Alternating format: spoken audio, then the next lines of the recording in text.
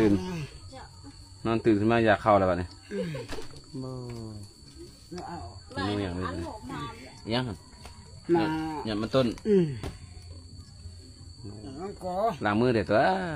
ตื่นโมตื่นขึ้นมาบ่ล้างมือเลยมือจกคุยอยู่หันอ๋อคนตื่นขึ้นมากินข้าวเลยทุกคนเลยตื่นหาบ่ฮอด2 นาทีนะตื่นขึ้นมากินข้าวเลยนะปวดพวกมะม่วงหมกแตงแถวนี้เห็นไหมคุณโอ้อย่างนะ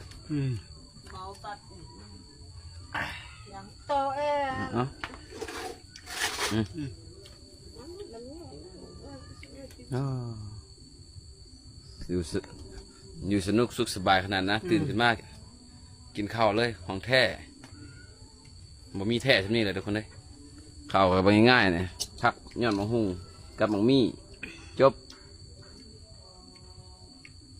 มาได้ยากนะกินซ้ำไทยกินยังก็คือแซ่บเมื่อนะเพิ่นกินนี่นะคำเนี่ยใหญ่กินยังคือว่าแซ่บไปเมื่อนะเพิ่นกินนะกินง่ายอยู่ง่ายอยู่กายง่ายไม่ได้ไปใส่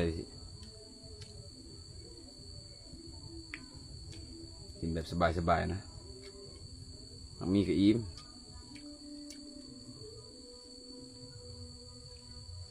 คักห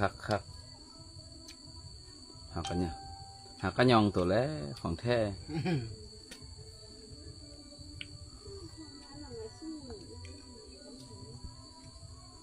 เกิมจักเรากินนะเมียมันก็มีเนาะบ่คิวมันก็บ่คิวแต่ว่ามันดำหน่อยนึงซื้อเขาขั้นกับนั้นนี่เข้ามาหมดเลยป่ะเอามาให้ประมาณ2 โลนั่นแหละ